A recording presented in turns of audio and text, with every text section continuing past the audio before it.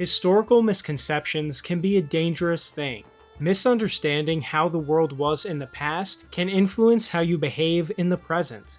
And perhaps no period of history is more misunderstood than the Middle Ages. It's a popular historical misunderstanding today that the Middle Ages was a dark time of poverty, repressed science, and everyone just being miserable. This viewpoint can accurately be called the myth of the Dark Ages. It generally goes like this.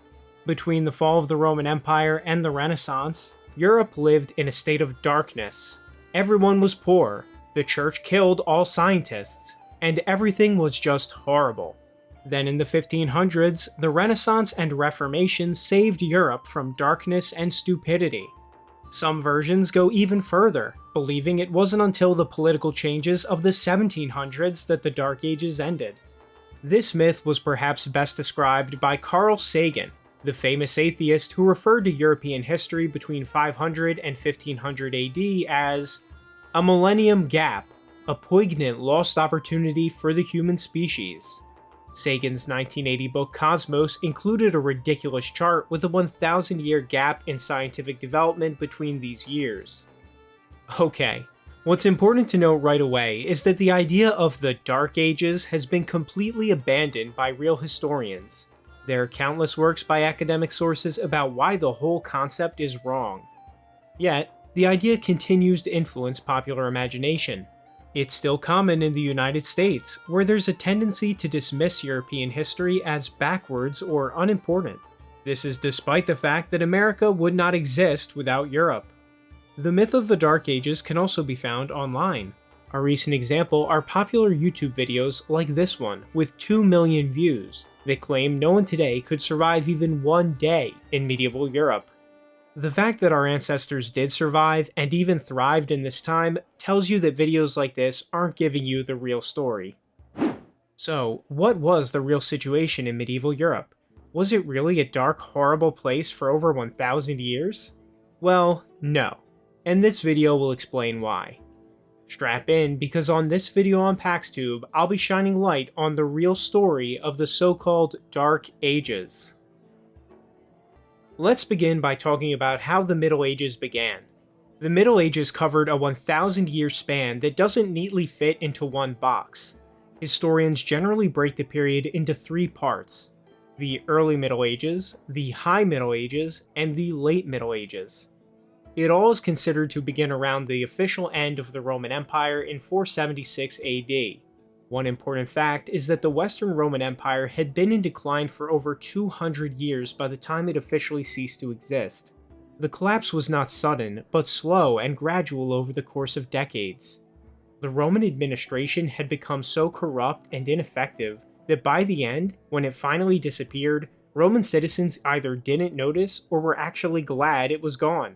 The Eastern Roman Empire continued, though it never matched the strength and influence of the original Roman Empire in its heyday. An important fact is that the same things that many people attack the Middle Ages for, low life expectancy, high infant mortality, the spread of plagues, these things were all also true for ancient Rome and Greece. Attacking the Middle Ages for these things while glorifying Rome and Greece is hypocritical. With the passing of the Roman Empire came new kingdoms who rose up from the ashes across Europe. The most influential ones were ruled by Germanic peoples, such as the Goths and the Franks. This began the early Middle Ages, which lasted until roughly the 10th century. It's in this period that the Dark Ages narrative has a kernel of truth. For many years, both before and after the end of Western Rome, its territories had fallen into poverty and disunity. Knowledge of how to maintain Roman law and infrastructure was lost. To make matters worse, for many centuries, pagan, Viking, and Arab invasions brought the former Roman world to its knees. The Mediterranean Sea suffered heavily from piracy that made trade very difficult. Plagues ravaged not only Europe but the entire world, hindering development. Nevertheless, even in this time of darkness, there were beacons of light. Europeans weren't just sitting around waiting to die off. They were constantly at work trying to improve and develop their societies. Trade and economic growth gradually improved due to the rebuilding of infrastructure and the improvement of banking. In the 9th century, Northern Europe experienced an economic boom. It helped that many Vikings realized they could live better lives by trading than by pillaging. The rest of Europe's economy also began to grow. New financial instruments were developed that allowed investors to fund trade expeditions that crisscrossed Europe by land and sea. Regular markets became held in public forums. Large towns might have a daily market which moved around different parts of the city depending on the time of day. These markets offered people specific goods like meat, fish, or bread. While the cost of long-distance transportation remained high, people weren't simply starving in the streets like some narratives suggest. Then there was the church. One can't understand the Middle Ages without understanding the role that monasteries played in the development of society. The church gradually rose in power and influence throughout the early Middle Ages. This culminated in the Pope officially getting his own state in 756, becoming known as the Papal States. Under this government, the Pope directly controlled Rome and its surrounding territories. With this position of power, the papacy could now exert great influence on the entire European Church. And far from repressing knowledge, they got hard at work preserving and spreading it. Monastery networks developed across the continent where devout men gathered to study, interpret, and spread works of Christian knowledge. People came to these monasteries to live Christian lives of work, self-sacrifice, and strict religious observance. Monasteries would end up serving many valuable functions. Their primary goal was religious. They were a place for the most devoted Christians to come and live a life of dedication to God. Many monks took vows of poverty and spent their time doing missionary activities. The rule of Saint Benedict, one of the early codes for monastic life, charged followers with reading holy writings every day. Monks worked with biblical texts and developed religious histories and biographies. These monks, along with priests and nuns, educated Christians across Europe in the principles of the faith. Saint Bernard of Clairvaux would later write, "There are those who seek knowledge for the sake of knowledge. That is curiosity. There are those who seek knowledge to be known by others. That is vanity. And then there are those who seek knowledge in order to serve. That is love." Monasteries also provided other valuable assets to the surrounding community. Science and mathematics were studied there. The knowledge of the Greeks and Romans was preserved and promoted. New students learned grammar, rhetoric, and logic. When they mastered these, it was common to move on to arithmetic, geometry, and astronomy. Books were prized as treasures.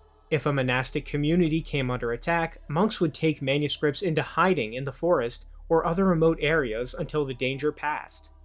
Monastic education eventually expanded to laymen, and this would develop into the medieval university system. The historian Melissa Snell wrote that modern scholars will forever be in debt of the monastics. It's a shame that many modern academics do not recognize this debt. Clerical brothers and sisters also served the community by growing grain, raising livestock, and producing wine. It was common for towns and cities to grow around a monastery. In times of scarcity, as the early Middle Ages was, those who were willing to live on little for the benefit of others were an immense good. It thus shouldn't be a surprise at all that Catholicism rapidly spread through Europe, eventually becoming the dominant religion. Monks and priests led by example and were respected for it. The period known as the High Middle Ages began around the 10th century. This is when the Dark Ages myth truly becomes absurd. Europe was surging ahead in economic development, science, and political as well as religious unity. The journalist Seb Falk wrote, "Recent research has exploded almost every myth about the scientific stagnation of the Middle Ages. Historians have shown it to be a period of impressive innovation and ingenuity." Now it's true that in this period, many medieval problems like disease outbreaks remained. But these things weren't unique to Europe. The entire globe suffered from plagues. So when people criticize standards of living in the Middle Ages, one must always ask, compared to what? The High Middle Ages saw the rise of Italian city-states and North Germany as major economic hubs. Venice, Genoa, and Pisa emerged as some of the most important cities of the period. The Italian navies at last fought back piracy and re-established some semblance of order in the Mediterranean. At the same time, the Holy Roman Empire, England, and France emerged as important kingdoms. Domestic manufacturing of goods grew. Germans at this time became experts at mining. They exported iron, copper, and tin to the rest of Europe. Other European states exported goods like linen, cotton, wool, and salt. And that wasn't all. Silk and porcelain from China, gold from Japan, and ivory from Africa became highly in-demand goods. Traveling trade fairs became popular, and they gave people greater access to goods than they'd usually find in their local market. Fairs boomed in Western Europe in the 12th and 13th centuries. The development of currency and loans further boosted economic development. Investors could now have a stake in the international economy. Guilds were also established across Europe that kept up the standards of manufacturing professions. The growth and development of Europe in the Middle Ages was also aided by scientific advancement. According to the Dark Ages myth, science simply stopped in the Middle Ages. But as we'll see, that is insanity. One place science was clearly felt was the improvement of engineering. Roads, canals, and ships were all greatly advanced. As these technologies improved, it cut down transportation time of goods, increased their capacity, and reduced loss. Other scientific advancements came in the field of agriculture. Europe actually experienced an agricultural revolution between 1050 and 1300. Crop yields multiplied by over threefold. Things like the wheeled plow came into wide use. It made farming easier and more productive. The horse collar also appeared and was one of the most important inventions in the history of agriculture. It replaced the old harness system and allowed beasts of burdens to exert their full strength when plowing fields. This enabled them to work for longer and to carry heavier loads. Bronze horseshoes became popular and were eventually upgraded to iron. Then there was the development of the windmill. It used wind power to grind grain, which would then be made into bread. Prior to this, people had to rely on animal labor to grind their grain. Now it could simply be done with the wind. Hand tools also saw improvements. Better axes made forest clearance easier and faster. The scythe was used to mow and reap crops. Before people had lawnmowers, this is what they would do.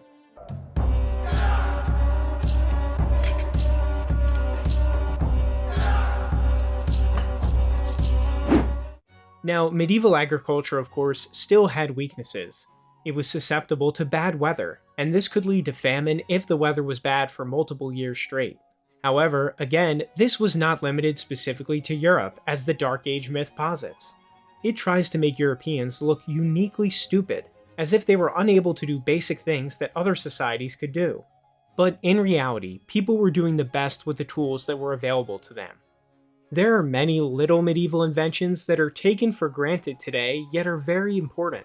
Eyeglasses and hourglasses are two big examples. We could also look at the development of military technology. At the start of the Middle Ages, even elite warriors were lucky to have chainmail, iron swords, and wooden shields. By the end of the Middle Ages, soldiers had access to steel plate armor and tempered steel swords and shields. A medieval knight would destroy a Roman centurion due to his superior weapons and armor.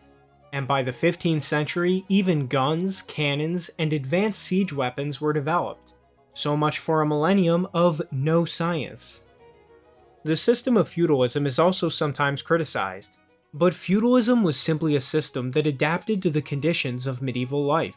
The common people needed the protection of nobles who could afford the arms and materials to fight invasions. Keep in mind that during the Middle Ages, depending on where you lived, your village could come under attack at any moment by groups like the Mongols, Muslims, or even brigands. The military organization that kings and dukes provided was valuable to everyone. Feudalism developed in the Middle Ages not due to some kind of deliberate repression, but due to the material conditions of Europe and the world at the time. Peasants also were not pushovers that lived under brutal tyranny. In fact, peasants were tough workers who could make their anger felt if they really wanted to. While they did have to live much more physically demanding lives than a modern person, they weren't worked as slaves either. The average medieval worker had many holidays and feast days where they weren't required to work. There were big celebrations like Easter, Christmas, and the Epiphany. These didn't last just one day, but multiple days. The Christmas feast, for example, lasted 12 days. On saint feast days, people would get a break from work to attend Mass, feast, and make offerings to the saints being honored. The veneration of saints was a central aspect of Christianity in the Middle Ages, and their relics were displayed in churches and carried in processions. Altogether, these holidays added up to dozens of days per year where people didn't have to work for their Lord. Now, don't get it wrong, working hard remained a necessary part of medieval life. Taking care of your animals and farm was serious business. Neglecting your duties could mean famine and starvation in the community. Law and order was thus strict. People at this time didn't really have humor for criminals and ne'er-do-wells. Messing with someone's animals, for example, was seen as attempted murder on their entire family. If authorities could get their hands on criminals, punishment was swift and severe. Execution of brigands and murderers was the norm. One has to ask here, was law and order in the Middle Ages too strict, or is law and order in modern liberal societies too lenient? When you see rapists in the US today getting minor sentences, one has to wonder. One statistic that people who believe in the Dark Ages myth like to point out is that the murder rate was much higher in the Middle Ages than today. But this wasn't due to people being more psychotic or violent back then. It was more due to the fact that people today have greater access to medical and transportation technology that allows them to survive things that would kill a medieval person. So comparing these two things is not very fair, to say the least.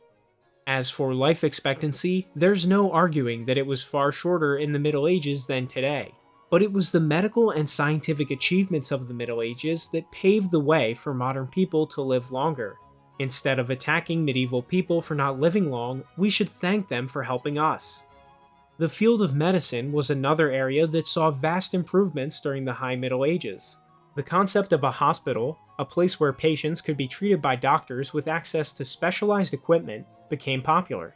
Hospital systems spread across the continent. Christian religious workers sought to provide people with lodging and care. In Byzantium and Western Europe, hospitals started as part of monasteries but soon expanded into a much broader network.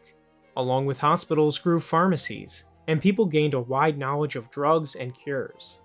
The 13th century Italian surgeon, Theodoric Borgononi, invented the concept of antiseptics, where wounds would be cleaned and stitched to promote healing.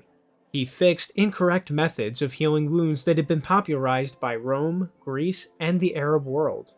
This man was a hero of medical history, yet how many people today were even taught his name or achievements? Borgononi was a Dominican friar who even became the personal physician of Pope Innocent IV. Here we again see that not only was there not a contradiction between Catholicism and science, the two worked together. The author James Walsh wrote in his book, The World's Debt to the Catholic Church, all the great surgeons of the Middle Ages had been churchmen. All their work had been done in universities established under papal rule and with the heartiest encouragement of the ecclesiastical authorities of the time. What motivated Christian scientists was the desire to better understand God's creation. It wasn't a worship of the natural world, nor was it a free-for-all. The Church placed moral restrictions on scientists to prevent unethical experiments. As a result of all of these advancements in agriculture and medicine, Europe's population tripled between 1050 and 1300. The average lifespan increased by over 2 decades. But what about medieval food? Was that bad? Not really. Contrary to what some think, medieval people didn't sit around eating gruel every day. Most people lived on farm estates and had access to a variety of foods. The typical medieval meal consisted of barley, oats, and rye. Fruit juices, ciders, and alcohol were also popular. Meals were seasoned with natural herbs and vegetables that were usually grown in gardens. Much like today, the more wealth a person had, the more luxurious food they could access. For the average person, meat wasn't a regular dish, but it did become more widely available after the Black Death. Speaking of the Black Death, we should delve into it. The Black Death, occurring between 1346 and 1353, was one of the darkest chapters of the Middle Ages. No one at the time understood how to stop the disease's spread. Millions died not only in Europe, but across all of Eurasia and the Middle East. Contrary to the Dark Ages myth, the plague wasn't worse in Europe than in other places. In parts of China, up to 90% of the population was lost. Egypt lost 60% of its population. Parts of Germany, England, and France suffered similar casualty rates.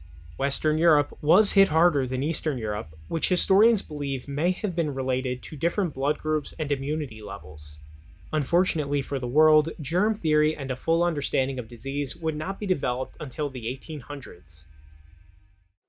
The late Middle Ages is considered to have begun after the Black Death. European society changed immensely as people adapted to, well, there being much less people. Peasants now had higher bargaining power for their labor and could demand better wages and working conditions. By the 1400s, Europe's recovery was in full swing and it became the most developed part of the world at the time. The Italian Renaissance also began, and it's widely recognized as a great time for art, architecture, and science. But it didn't come from merely digging back into ancient Rome or Greece. It was built on the mountain of achievements the previous 1,000 years in Europe built. From this point on, the Middle Ages shifted into the early modern era, which had its own positives and negatives. To understand the Dark Ages myth, we need to understand why it exists. The Russian writer Alexander Solzhenitsyn once said, "To destroy a people, you must first sever their roots." I believe this is what the Dark Age myth seeks to do. For the people who spread it, it's not an honest misunderstanding, but a deliberate attack on European and Catholic history. If someone can convince the younger generations that their ancestors were just backwards fools, they can convince them to abandon their heritage. They can manipulate them into following their way of thinking, their way of viewing the world, against their own intuitions. Myths like the Dark Ages are thus a form of political and cultural control. Modern liberal governments benefit from attacking medieval history because it allows them to distract from their own problems in the modern world. Drug deaths, suicide, mass immigration, and destruction of culture are all major problems today. In fact, they might be the worst they've ever been. But at least we're not like those stupid medieval peasants, am I right? Fortunately, due to the internet and rise of independent media, more and more people are learning the truth about the Middle Ages. The myth of the Dark Ages is falling out of fashion, even if it does persist in examples like those that I showed at the start of the video. Truth and fairness are overcoming propaganda and deceit. I'll end this video by pointing out how many European countries today can thank the Middle Ages for their existence. Austria, Denmark, Sweden, England, Hungary, Spain, Portugal, Poland, and many more all began in this era. I hope this video helps everyone to better recognize the achievements of their heritage. This has been Pax, and thank you so much for watching. Please leave a comment letting me know your thoughts on all this. If you'd like to see more videos, please consider supporting the channel. I will see you in the next video.